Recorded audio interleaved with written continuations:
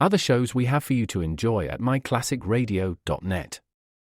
The Avengers was most certainly not a household name in South Africa prior to the radio series. With no national television service until 1976, the mechanism simply was not present in the country to show television programs to mass audiences. While many other countries reveled in the filmed adventures of John Steed and company, South Africa was not equipped to join in the fun. The series took Britain by storm and made a major impression in the American markets, being that greatest of rarities, a British series given a network transmission slot. However, as a filmed series, rather than a videotaped one, The Avengers was able to gain a modicum of exposure in South Africa through film rentals. Come and listen at myclassicradio.net. Other shows we have for you to enjoy at myclassicradio.net. The Black Museum was a 1951 radio crime drama program independently produced by Harry Alan Towers and based on real-life cases from the files of Scotland Yard's Black Museum. Ira Marion was the scriptwriter, and music for the series was composed and conducted by Sidney Torch. Although often mistakenly cited as being produced for the BBC, the series was produced and syndicated commercially by Towers throughout the English-speaking world. Come and listen at myclassicradio.net. Your Coca-Cola bottler presents Claudia, based on the famous play and novels by Rose Franken. Brought to you transcribed Monday through Friday by your friendly neighbor who bottles Coca-Cola. Relax, and while you're listening, refresh yourself. Have a Coke. And now, Claudia. La, la, la, la, la, la, la, la. Hey, Mama, do you mind if I use your telephone? Since when do you ask my permission? Well, this is your telephone, Mama. I don't want to impose. Fine time to think of that. Yes, but this is the first time I made a long-distance call on your phone. That's the least of my worries. Who are you telephoning? Oh, my, aren't you curious? Well, since it is my telephone. Aha, now it's your telephone. Well, since you're so interested, I thought I'd telephone the house in Eastbrook and ask Gertrude how the family is. You have my permission for that. Funny to think of the house sitting there without us in it. Must be so quiet. It's nice here, too, though. Just the way it used to be with you, David, me. I? You, David, and quote, I, unquote, here in your apartment. It's almost as if we'd just gotten married. With a few modifications. Just a few.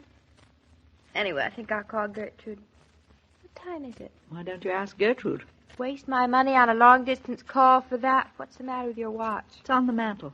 Well, that's a fine place for it to be. Oh, 6:30. David ought to be home soon.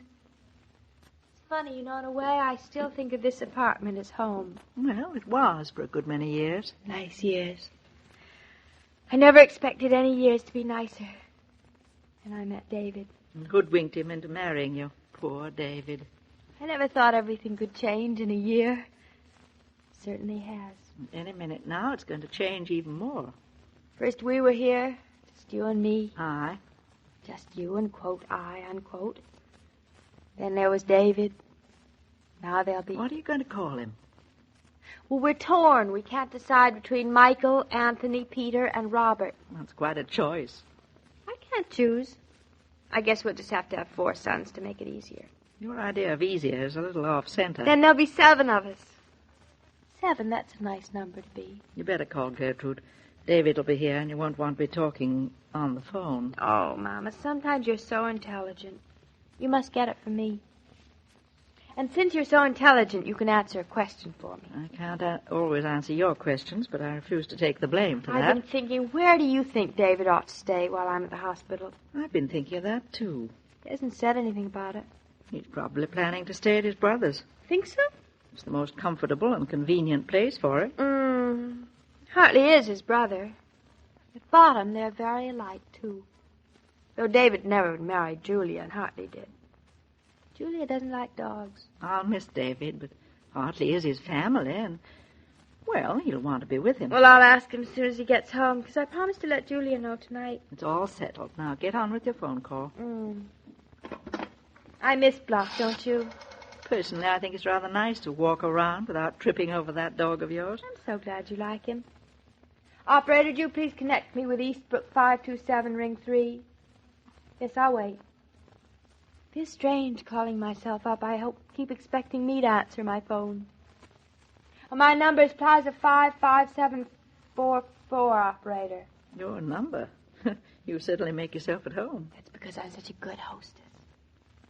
Hello? Hello, Gertrude, this is me. Aye. Claudia, when will you learn? It's me, Mrs. Norton.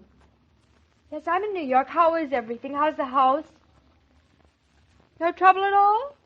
Oh, why does everything go so smoothly when I'm not there? That is no doubt the reason. Hush up, Mama. Gertrude, I called to find out how Bluff is. Is he eating well? Does he miss us? Oh, wait till I tell Mama. And how's Shakespeare, Gertrude? He did? Wait till I tell Mama. Oh, this phone call is going to cost $1 million.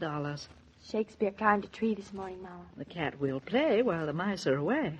And now, Gertrude, tell me how you are. It's about time. If I were Gertrude, I'd leave without giving her any notice. Hush up. How could I hear how Gertrude is? What did you say? Oh. Oh, dear. I'll bet you're sorry you asked. She took me seriously. She's really telling me. They always do. Oh, well, Gertrude, Yes, I see, but...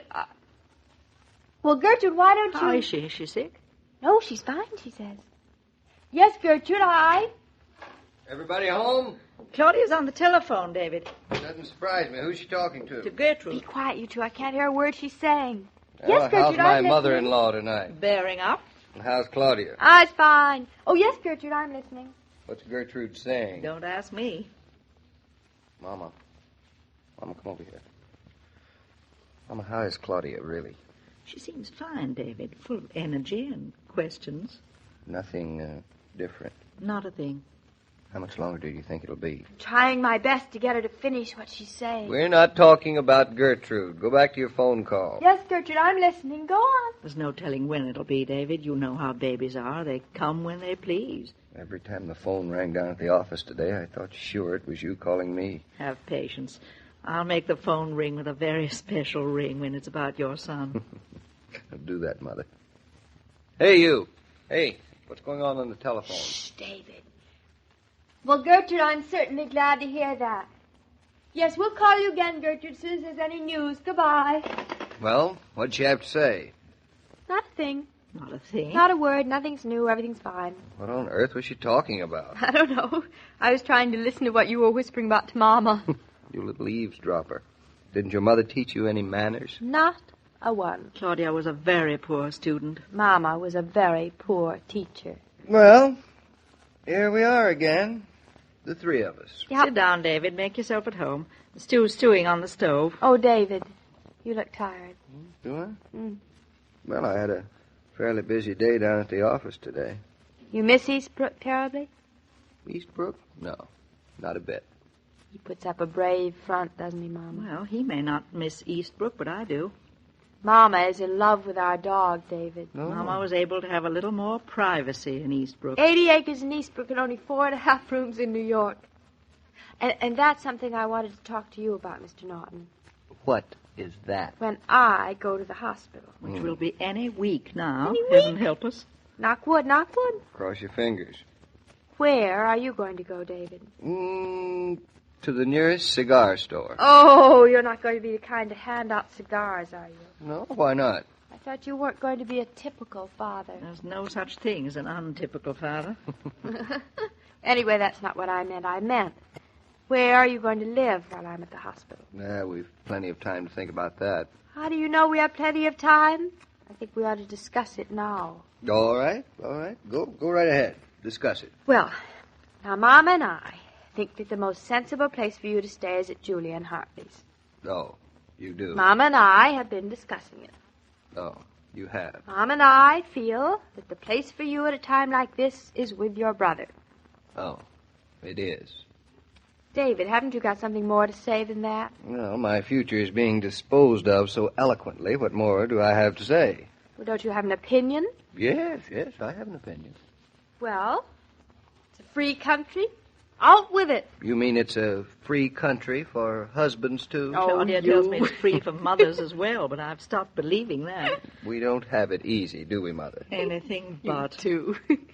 If I weren't so smart, I'd have an inferiority complex. Then go ahead. Have one. Nothing's stopping you. I would ignore that. David, listen, don't you honestly think you ought to stay at Julian Hartley's? You really want to know?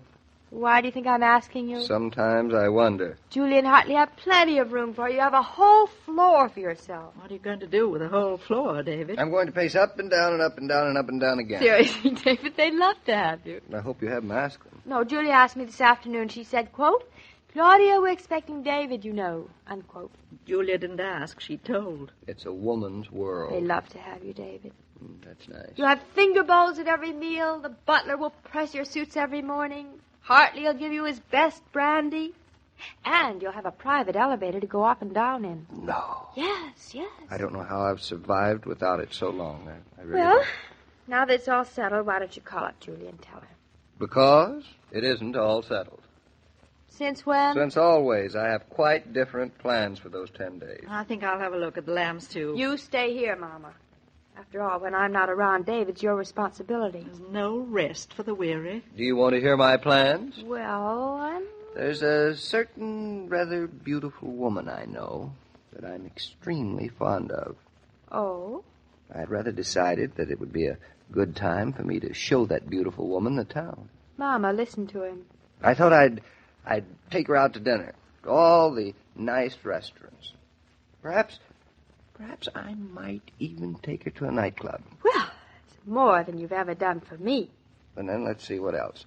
If there's a good Mickey Mouse around, I'll even take her to the movies. Oh. If it's a sunny afternoon, I'd rather plan to wander over to the zoo. Take this friend of mine on a horse and buggy ride around the park, perhaps. I'm seething. Would be a rather nice 10 days, providing I didn't have to stay at Julia and Hartley's. Well, nobody says you have to. I just thought you'd like to. I was only thinking of you. Well, I appreciate that. Now, let me see. What were some of the other plans I made? I'm not sure I want to hear anymore. You little goose. Sometimes I really think you aren't as bright as I think you are. He's not making any sense, Mama. Let him go on, Claudia. Maybe he's making a great deal of sense. You're wiser than your daughter, Mrs. Brown. I think you've guessed whom I consider the most beautiful woman in the world, next to my wife. I don't want to be the one to say whom I think it is. Oh, David, you darling. I've known all along who you meant, because I've always thought, after me, Mama was the most beautiful woman, too. Then we're all of the same opinion. And both you, Mrs. Brown and Mrs. Naughton, are very conceited wenches. I think now I really better go look at the lambs, too. You're both fools, but nice fools. Oh, darling. I didn't want you to feel you had to stay here if you'd rather not. No place I'd rather stay. You two sound as if you're going to have the most wonderful time. Oh, we are. Not going to miss me at all? You? No, not at all. Sometimes I wish... You wish what? Nothing. Are you frightened, darling? Nope. Just jealous. I'm going to be all alone. You're going to have each other. Yes, Mama and I'll have each other, darling, but that's just going to make us feel all the more alone without you. Now, come on. Come over here. You forgot to kiss me hello. La